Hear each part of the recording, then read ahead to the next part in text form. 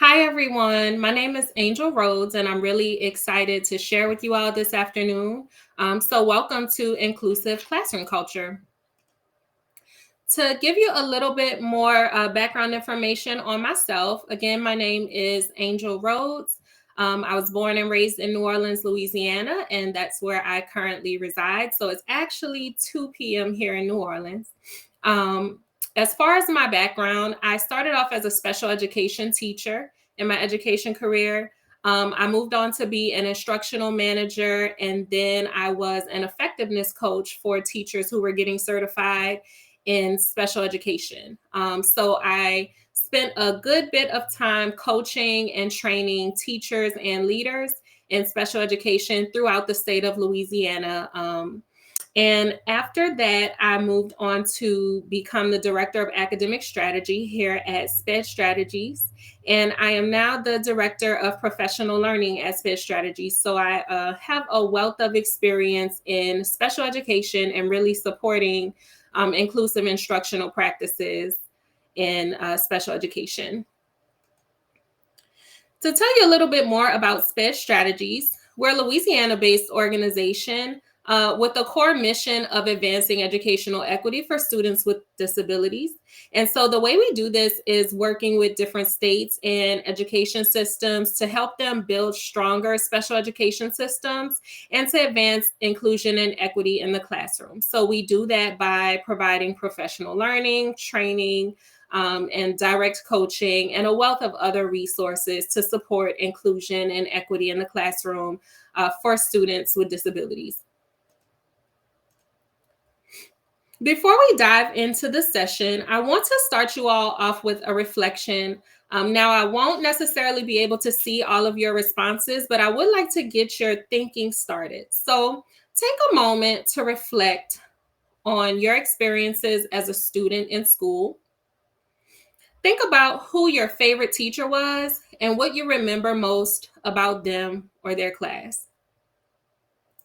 And then think about the relationships you had with other teachers in comparison to your favorite teacher.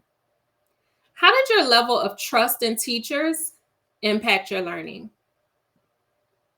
As we move throughout the session, I want you to continue to reflect on these thoughts.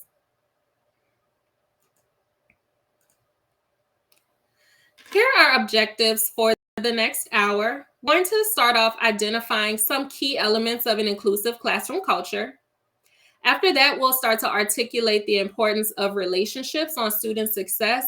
And we'll also take a little quick crash course in the brain science behind relationships and student success.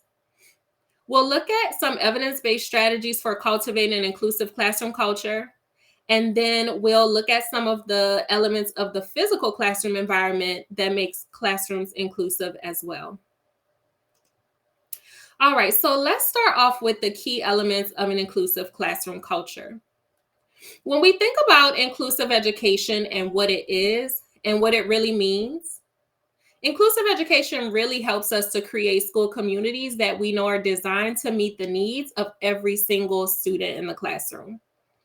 And we know that when schools believe in and practice inclusive education, they're creating a culture where every student, including students with disabilities, can reach their full potential and become fully engaged members of their communities. And that's why we're all here today. That's our mission, to make sure that this is happening and that this is true for every single learner.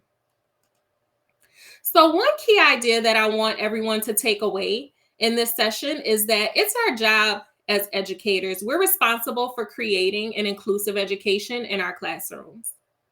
And our mindsets and actions and commitments are what will ensure an inclusive education is present for every single learner. So, if inclusive education is present in a classroom, how do we really know? If we're walking in a classroom, how is it evident that inclusive education is taking place? Well, one key identifier is that if every single student in the classroom is involved and their contributions are incorporated as a part of the classroom community, then we know that inclusive education is taking place. So we have to value the contributions and the potential of every single learner as a part of the school community and as a part of the classroom community. So let's talk about what this looks like in action. What steps can we take to ensure that each of our students feel safe, supported, and valued in our classroom communities? Well, the key elements of inclusive classroom culture are these two: trust in relationships and an inclusive physical environment. And this is what we're going to spend the rest of our time digging into. So let's start with the research. How do we really know that relationships are the key, and that the inclusive classroom environment are the key? Well, just a couple of pieces of supporting research. In 2016, a review of 46 studies in education, psychology, and social sciences found that better quality teacher-student relationships led to enhanced engagement in school. This engagement spread across multiple indicators of student engagement, such as physiological engagement, academic grades, school attendance, disruptive behavior, suspension, and dropout. So this is a clear depiction that there's a need for stronger and deeper relationships between teachers and students. Also, this research found that teachers' joy and satisfaction with teaching has been shown to be related to an enhanced teacher-student relationship. In this 2015 study of 132 secondary teachers, the analysis revealed that the interpersonal relationship that was formed between teachers and students was the strongest predictor of teachers' joy and anxiety. And thinking about what students would experience beyond the classroom, or what we might even experience in our own workplaces. Recent research by Google found that the single most important factor contributing to innovation by teams was physiological safety, a sense of confidence that members of a group will not be embarrassed, rejected, punished, or ridiculed for speaking up. In other words, interpersonal trust and mutual respect aren't simply nice to have, they are vital, and they're essential, not only in the workplace, but in our classrooms. So let's look at some of the research behind the inclusive physical environment and why this makes a difference for students. Research has shown us that the environment, the physical learning environment, plays a crucial role. Plenty of factors contribute to this, and really have a strong effect on students' learning ability. And this can come all the way down to seating, light, noise, and something even as simple as color. Also, research shows that students who study in a positive learning environment have been shown to be more motivated, engaged, and have a higher overall learning ability. On the other hand, students who learn in poor environments, those that are uncomfortable, loud, or full of distractions, will find it far more difficult to absorb information and stay engaged. In addition to this, they investigated the relationship between the classroom environment, student behavior, and academic engagement. And the research shows that a well-organized classroom permits more positive interactions between teachers and students, reducing the probability that challenging behaviors will occur at all. And also, modifying the classroom environment may serve as a direct intervention for students who demonstrate ongoing disruptive behavior. So all of the research points to this idea that trusting relationships and classroom environment have the huge impact on students' ability to be successful. So let's dig more into why trusting relationships are so important. Okay, so we're going to take a quick little crash course on brain science to really get an understanding of how relationship and inclusive classroom culture are tied in together.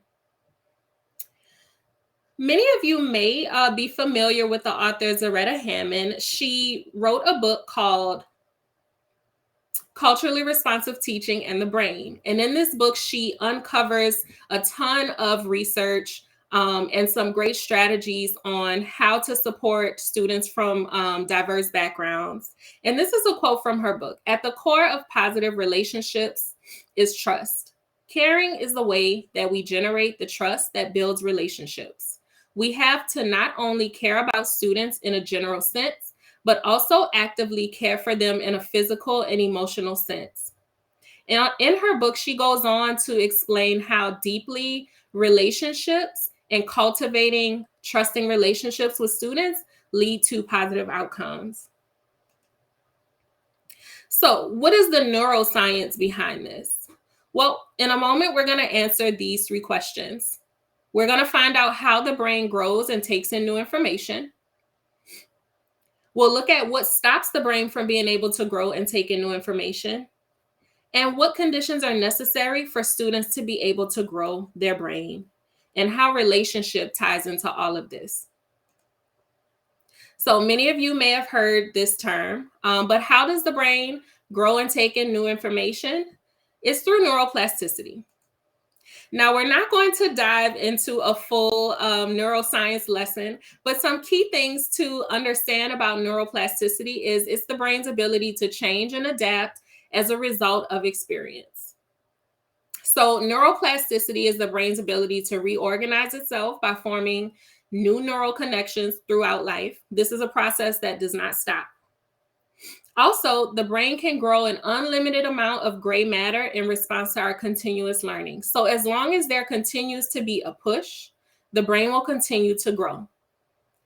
And experiences or memories, both conscious and subconscious, can change the brain's physical structure.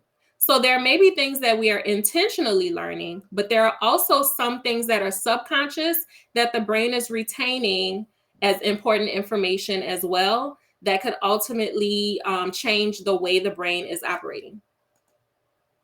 Okay, so now we're going to engage in a little activity just so that you can feel in real time what it feels like to grow your brain. Now, it's very important that you listen carefully to the next series of directions, because you have to follow the directions to a T in order to be able to fully engage in the activity. Okay, you will need a piece of paper to jot some things down. So if you have something nearby, grab something to jot some things down, and listen carefully to the directions. For this first activity, you will not be using your paper. Here are the directions. Read the following statements to yourself as I read them aloud. Remember the action each man takes. Do not write anything down. Do not share any of your answers. Again, read each of these statements aloud. Read each of these statements to yourself as I read them aloud, and try to remember the action each man takes. No paper. The frightened man ironed his shirt. The short man bought a broom. The thin man found the scissors. The kind man ate dinner. The angry man drove the car. The sad man bought a new boat. The tired man went to the store. The funny man took a walk. The hungry man greeted a friend. The strong man took a nap. The greedy man lost his coat. The funny man went to the park. The strange man walked his dog. Now, on your own paper, write down the answers to the following questions, or write down as many answers as you can remember. I'll give you a moment.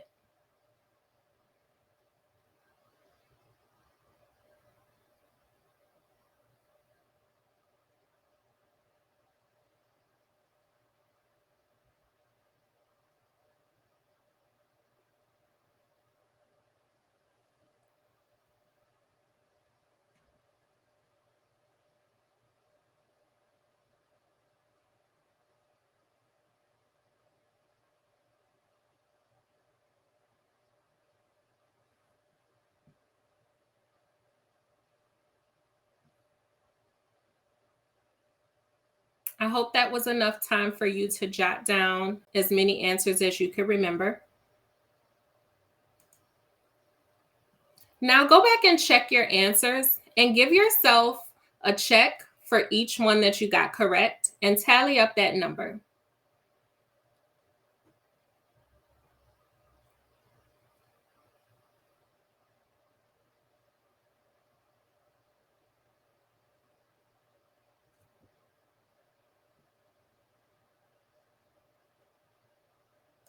Okay, now we will repeat the process.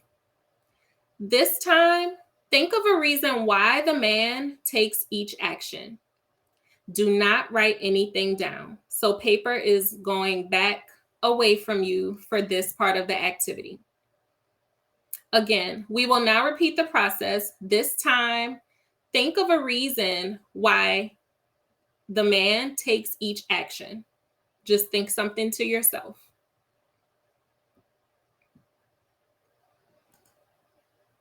The frightened man ironed his shirt.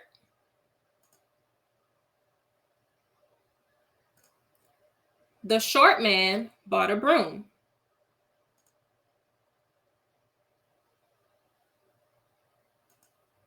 The thin man found the scissors. The kind man ate dinner.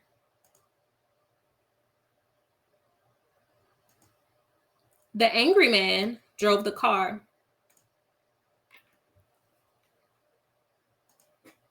The sad man bought a new boat. The tired man went to the store. The funny man took a walk. The hungry man greeted a friend. The strong man took a nap. The greedy man lost his coat.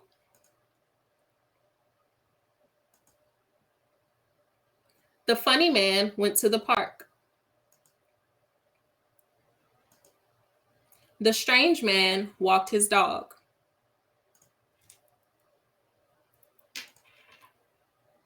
Now, on your paper, write down answers to the following questions, or as many answers as you can remember.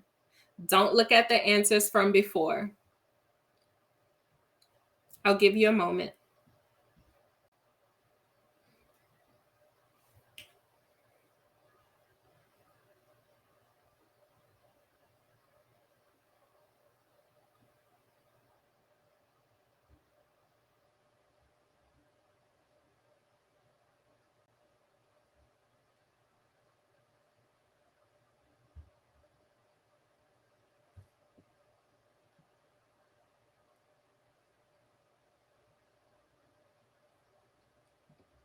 I hope that was enough time. Here are the answers. Go ahead and check your answers for the second round. Give yourself a check for everyone that is correct and tally up your total.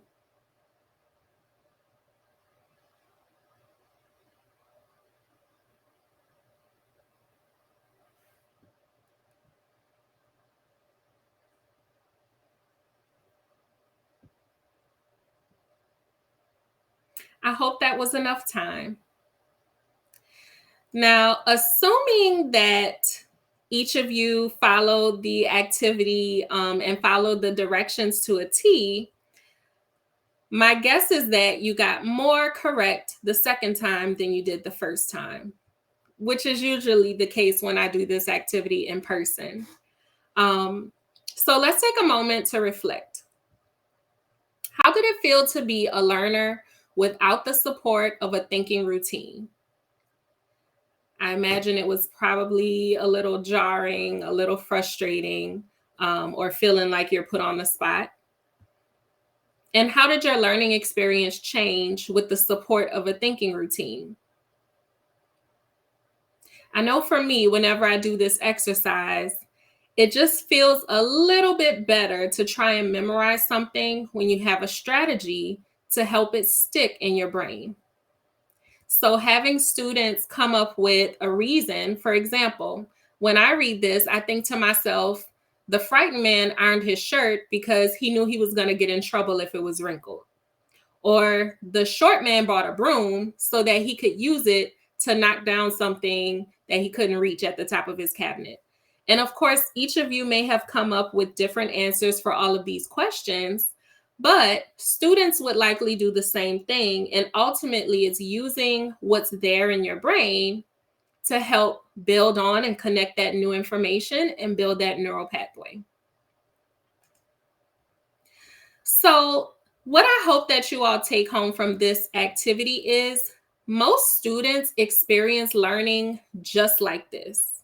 Often, the new material that we're presenting to students is just very disconnected from their knowledge base, or what seems like what would be normal for any child to know is not always the case. So, to help them generate understanding of material, we have to help them build in a reason for those connections to take place so that they can build the neural pathways.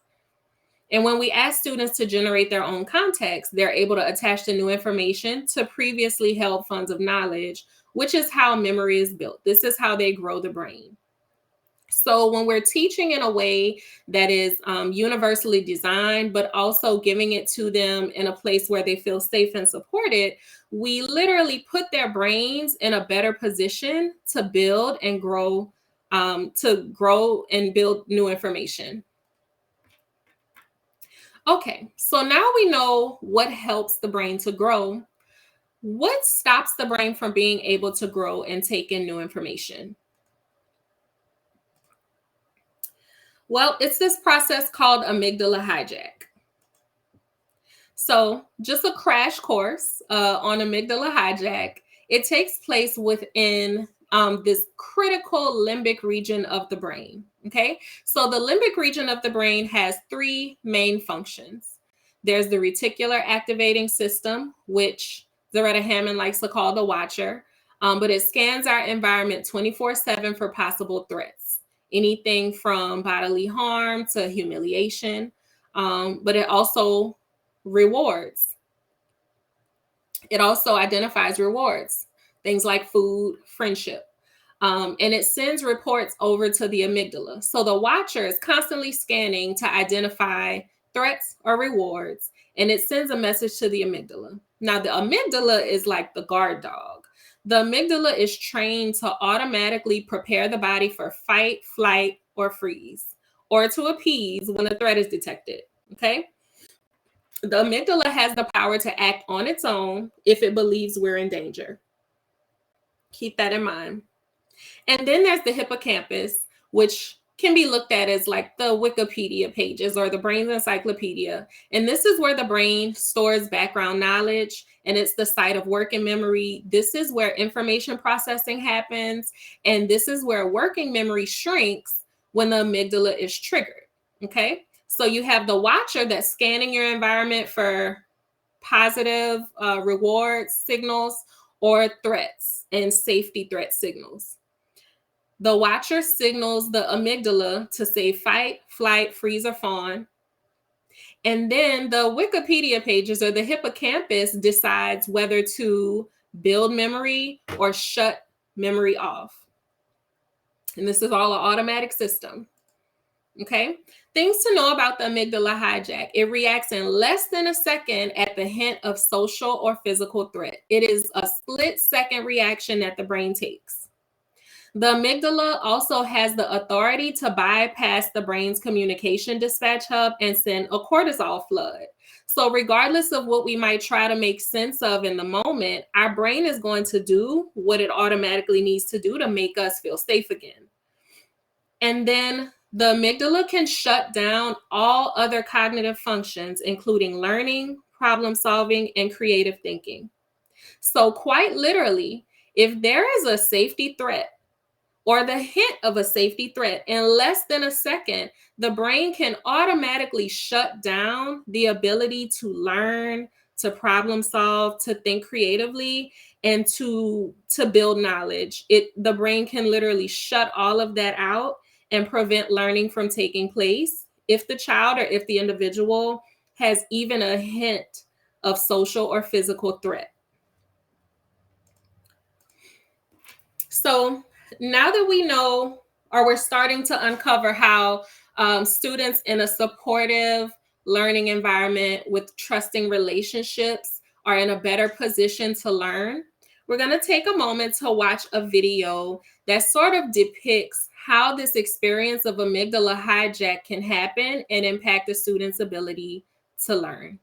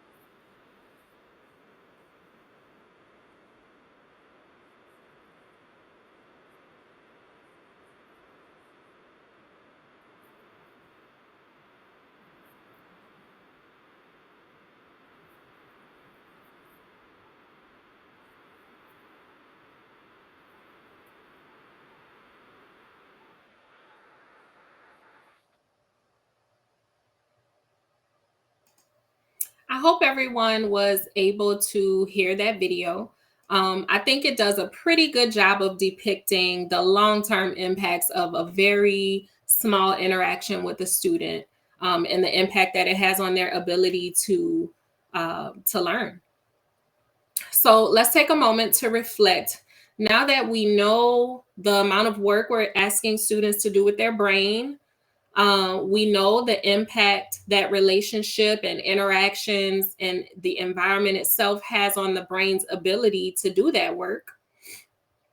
Think about a time when you may have experienced amygdala hijack, or think about a time when you've inadvertently caused this experience for one of your students. And reflect on how the stress or the lack of belonging impacted you or impacted your students' ability to thrive in that space.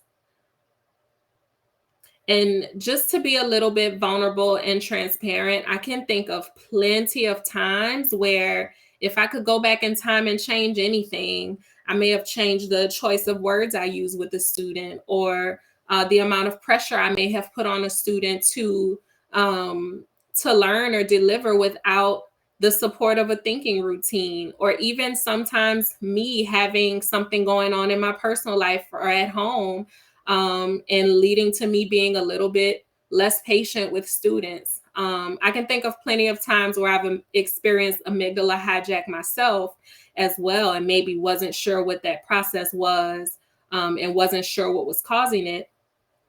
But I'm sure every single one of us can think of a time where the safety threat or the environment caused us to struggle a little bit with our ability to learn or to produce or to deliver. And this is a very real experience that every single individual, students or adults, have all the time. But now that we have this awareness of it, we want to make sure that we're mitigating these experiences for our students. So that brings me to our final question about the brain science. What conditions are necessary for students to grow their brains? How do we mitigate this amygdala hijack from happening so that students can be in the best position to build those neural pathways? So let's talk about the autonomic nervous system. Now, this can get really deep, but I'm going to try and keep us surface level. Another neuroscience crash course. So, the autonomic nervous system is made of three systems: the parasympathetic nervous system, which keeps us relaxed, the sympathetic nervous system, which keeps us alert, and the polyvagal nervous system, which keeps us connected. Okay. So the parasympathetic nervous system is the one that keeps us relaxed. It seeks out well being, it seeks out those positive feelings. Okay. So by satisfying our needs for food, shelter, and social relationships, it signals this system to release dopamine, serotonin, and all of the feel good hormones, the endorphins, that make us feel calm, that make us feel safe and calm. And then there's the sympathetic nervous system. This is the system that keeps us alert. It keeps us ready to react and on our toes so that we can avoid danger. Okay, so when the sympathetic nervous system is activated, it releases adrenaline and cortisol, those survival types of hormones. And then there's the polyvagal ladder, and it's the social engagement system that exists. Okay. So the focus of this system is keeping us connected to others. So it releases oxytocin from when we laugh and talk, when we hug, and when we engage with others and have a bonding experience. It gives our brains a feeling of safety. So when we engage with others, oxytocin is released. And ultimately, when this system is engaged, it tells the amygdala to stand down. So, the best way that I like to depict this entire process of the autonomic nervous system is the polyvagal ladder, right? So, when we're thinking about where students are, we're really thinking about in the moment, how can I support students? Am I bringing them towards amygdala hijack, or am I bringing them towards this sense of safety? Look at it as a ladder. Okay. If the students are at the top of the ladder, they have a sense of warmth and safety. Their brains are open, the amygdala is on stand down mode, and they're in the best position to learn. But throughout the day, there might be some feelings that make them feel under a threat. Their body might be telling them to fight, flight, freeze, or fawn. We may have had a negative interaction. They may have had a negative interaction with someone else. and they might be somewhere towards the middle of the ladder. So we want to think about what things we can do to bring them higher up on that ladder.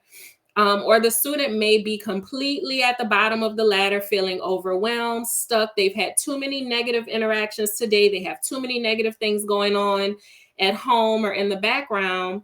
And so they've become flooded and they have slid all the way down to the bottom of that ladder. And so when students are there, if they have completely shut down intellectually, if they've completely shut down socially, then we need to start thinking about what can we do to signal this system of safety to make their brains open back up. How can we move them higher up on this ladder?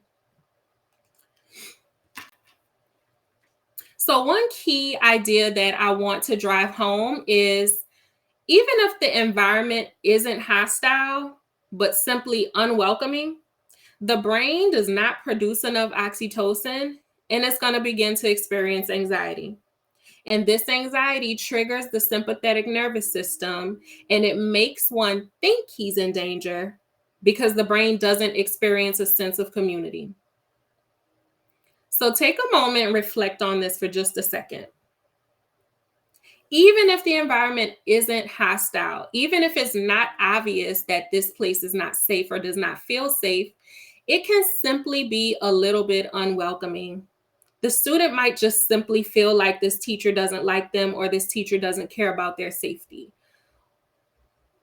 Whatever the case, whether it's something big or small, all the brain needs is a hint of this unsafety feeling, and learning will be shut out. Okay. So it's very, very important for the brain to have this literal experience of safety, relationship, and a sense of community to be primed for learning. So, how do we create these conditions for students to have the most intellectual capacity? How can we put them in the best possible position to be able to learn? Well, we need to cultivate inclusive classroom culture. Of course, we know this isn't something that just happens magically on its own.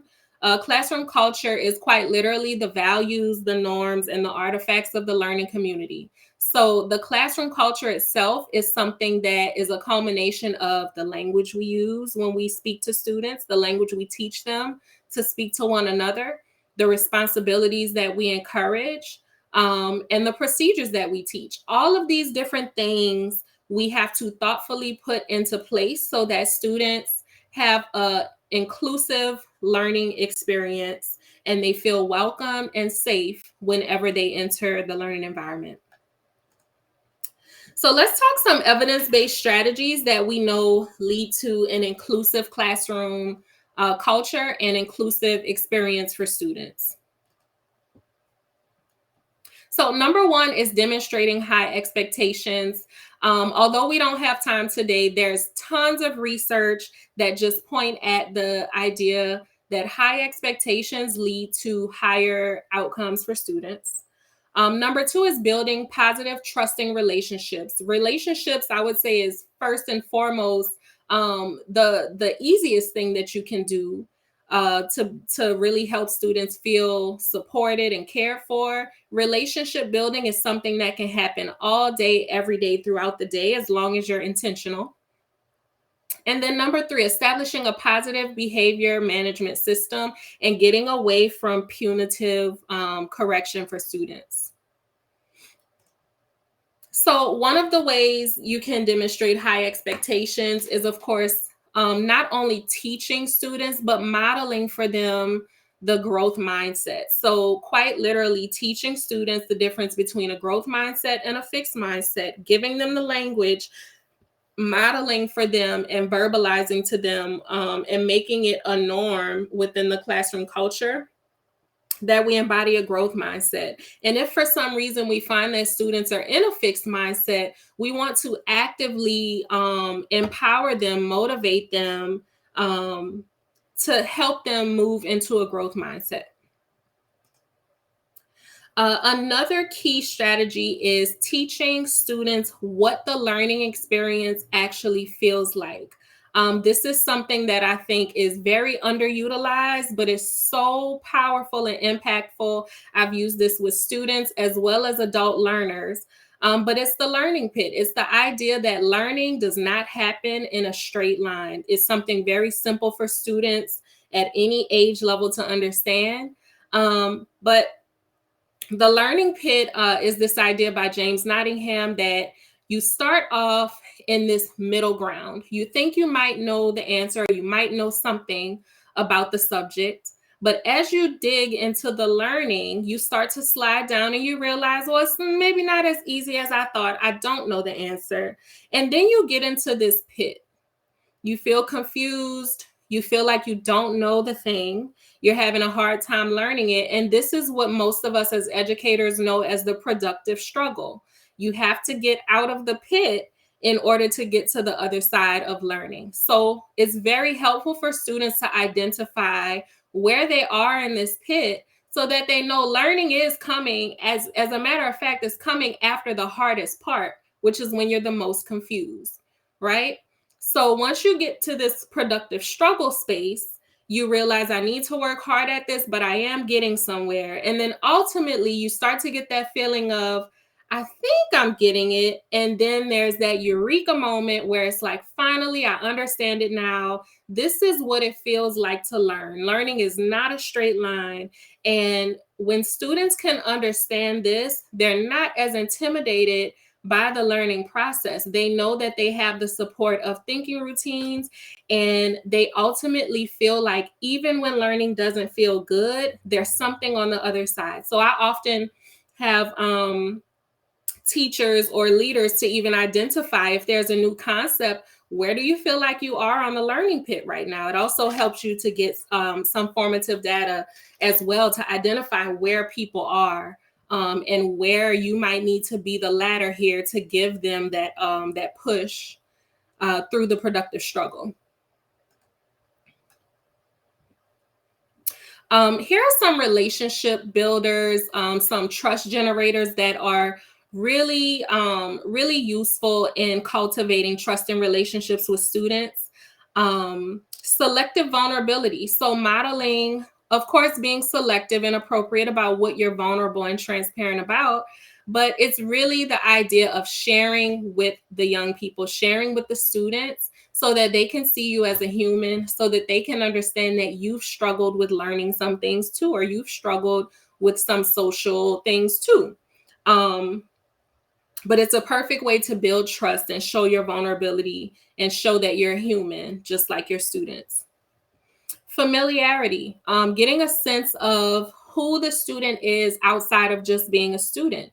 So spending time in their neighborhood or going to sporting events or dance recitals, or having lunch at a park or showing up at an event in the community where you know your students live, and then you might run into them there. When students see you as someone outside of the classroom, or they know you see them as someone outside of the classroom, that builds trust. Similarity of interest is another one that teachers really just have to be intentional about. And it starts with identifying what students like, and then finding connections, whether it be sports, hobbies, music, likes and dislikes, but finding opportunities to connect, and have trusting relationships with students. Another one that's often underutilized but has a huge impact on relationships is showing concern. So, remembering when students tell you something and then following up. If a student mentioned they have a little cousin on the way or a little brother on the way, ask them, did the baby come yet? Ask them what the baby's name is. If a student shares with you that they weren't feeling well Friday, when they come back Monday, ask them, are you feeling better? Giving students a sense that you remember the small details from their life, it makes them feel cared about. It makes them feel like you have genuine concern. Ask follow-up questions about recent events in their life. And if you can't remember these things, write them down, jot them down, create a space for these sorts of informal conversations to start to happen. And of course, competence. As a teacher, for students to trust you, they have to know that you have the skill and the knowledge to impart upon them. So make sure that you are confident and clear and coherent in what it is that you're trying to teach so that you can be effective, but that learning feels less like a struggle. Students are way more confident when they know, I know that Miss Rose is going to make sure I get this because she always does. So being competent and being supportive in the learning experience goes a long way. All right. And then some PBIS strategies to keep in mind. Of course, I know that PBIS shouldn't be new to any of us at this point. In 2022, PBIS shouldn't be a foreign concept. But just to tie it back to the impact on what's going on in the brain and the student's ability to learn, discipline can get tricky. So remember this ladder. Where are students? If they're at the bottom, what can we be doing to move them up at the top? So setting clear expectations, of course, gives students the opportunity to be successful from jump. Being consistent when enforcing expectations so none of it feels unpredictable. Take the least invasive route to redirecting disruptions or misbehaviors. So, for example, if one student is off task, no need to call the student out and create a scene. Reset the expectation and keep going with the lesson.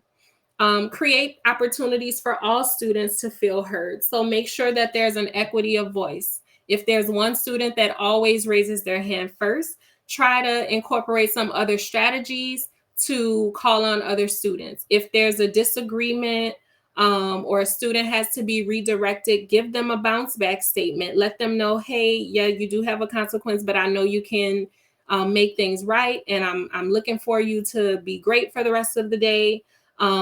If there's a conflict, create a space where the student can feel heard, even if their version of the story is not important.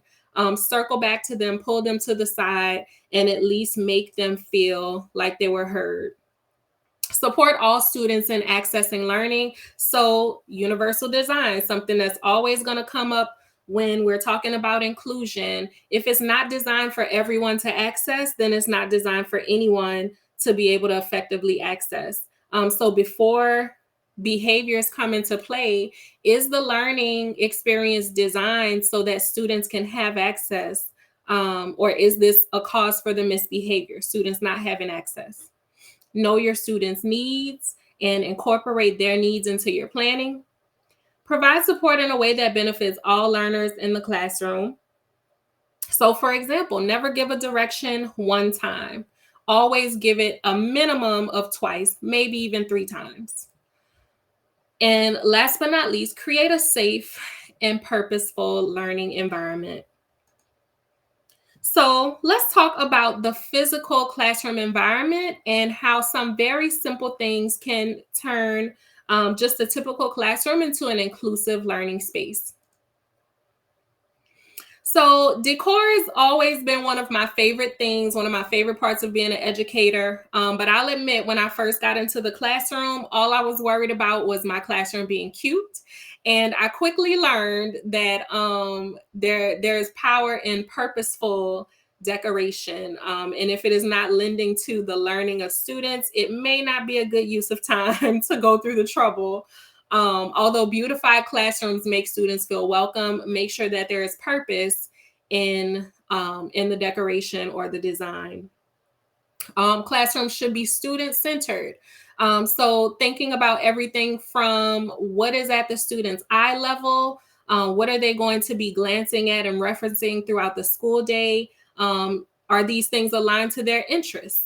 Are we decorating the classroom with a cartoon character from the 70s that they never would have heard of, as opposed to a character that is in their age group and in their era and time?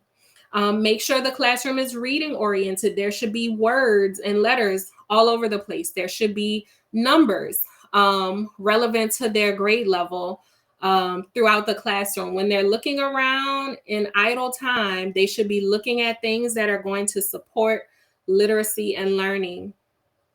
Color is another thing to keep in mind.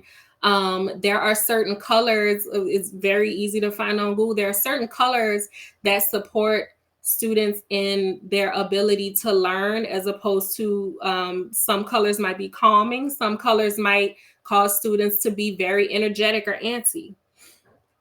Low clutter is super important. Clutter affects our abilities to be able to think effectively and think clearly. Um, and it also teaches students organizational skills. And then, of course, visual aids are always super important.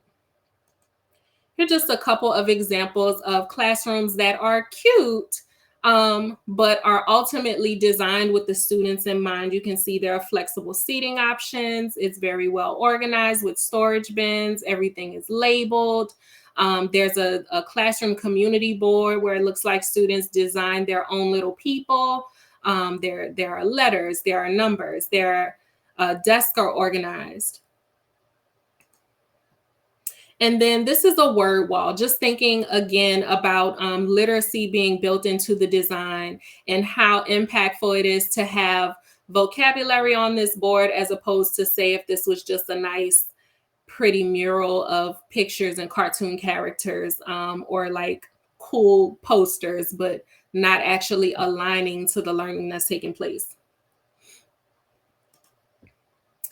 And another super important aspect of classroom design for inclusive classroom is a sensory safe learning space. This is something that is very often forgotten, but these very small tweaks can set students up for success in terms of learning and just making them feel safe. So reduce clutter, of course. Tennis balls at the bottom of chairs, the scratching, streaking sounds of chairs dragging across the room. For some students, it's no big deal, but for other students, it can completely derail them from being able to learn. Noise reduction headphones is a huge, very simple win for students who just need to be able to have a silent environment to learn in. I myself am a person who is very sensitive to noise, and I can think of times that I wasn't aware of my sensory needs. And so, for example, I had to drop a college course because the person who was assigned to my group chewed gum really loud and dragged their chair and rattled paper. And I literally could not function or learn in that class. And I didn't know why. I dropped the class, but had I known that I could have thrived with noise reduction headphones, I might have tried that. Muted colors, again, loud colors can be overstimulating for a lot of students. Fidget toys, so for students who need to get some movement in, or students who are stimming, there are lots of uses for fidget toys. Of course, fidget toys need to be taught as a part of classroom culture: who can use them, when, why, and how.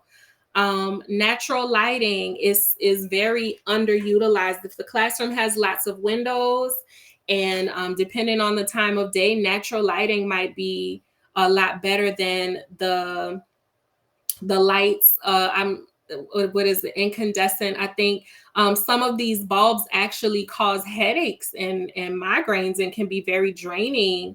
A lot of time, the lighting, the bulbs can make students feel drowsy. And then, of course, every single classroom should have a calming space, an opportunity for students to step away if they need some time to themselves, but don't necessarily need to leave the learning environment. There should be a middle ground, some type of calming space before the student has to exit the room. And here are just some examples. This is a calm corner in an elementary school classroom. As you can see, it doesn't take up a whole lot of space, but there are positive affirmations. There are different activities for students to do if they find themselves in the red zone, as opposed to, say, the blue zone. Students can identify their feelings and look for strategies to bring them back up that ladder so that they can return to learning. Here are some noise canceling headphones. Of course, they're labeled and displayed in a way that students can easily find them. Again, things like this, expectations have to be set around them. Going back to the calm corner, there's usually some type of sand timer or something that allows students to monitor the amount of time they're spending in these zones. And then here are the tennis balls on the seat, and then here you see them on the bottom of the desk to stop the noise from dragging. And then here you see there's a bouncy seat with the tennis balls on the bottom. So for students who need to wiggle or fidget to be able to stay in the classroom, these are very simple fixes that ultimately will lead to students spending more time in the classroom, feeling supported and feeling safe and being in a better position to grow their brains. So now that we've really uncovered what it means for students to have the support of trusting relationships, the impact that it has on their ability to grow their brains, and the impact of a safe, a sensory safe, and relationship safe, inclusive classroom design. I would like you all to reflect on just what steps that you would take to foster trusting relationships and an inclusive physical environment for your students. And this is our final reflection question. So I'm going to stop sharing. And for the next few minutes, I'm going to open up the chat. And I would love to know what you guys think. I'm catching up on the chat box here. I'm skimming through from some chats from earlier, but I would love to know your thoughts. Also, if you have any questions, I would love to see what you all have to share.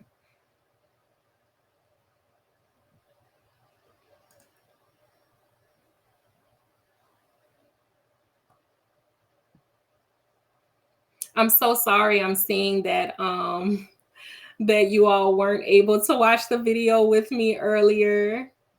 Hopefully you were able to see the expressions. I couldn't see the chats until after the fact.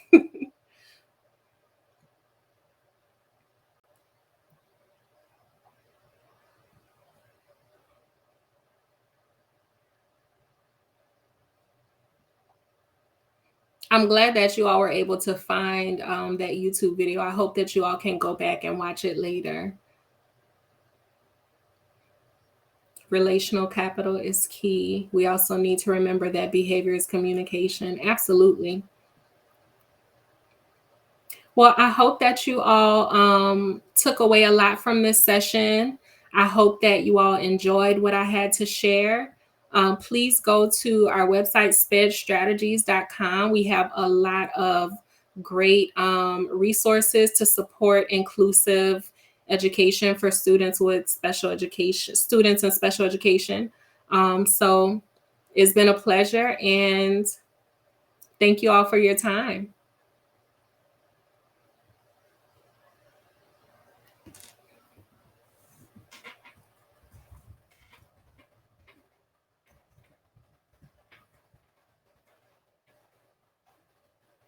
The name of the video is,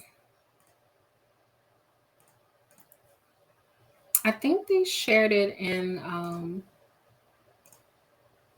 the chat. I believe someone shared the link. I'll try and drop the link here in the chat for you. Give me just a moment.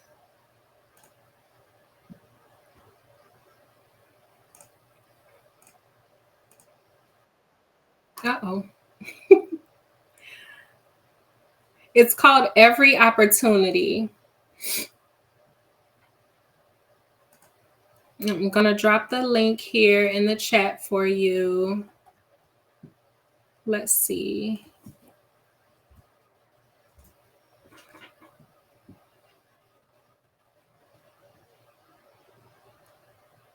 My pleasure. The website is spedstrategies.com. If you would like more educational resources.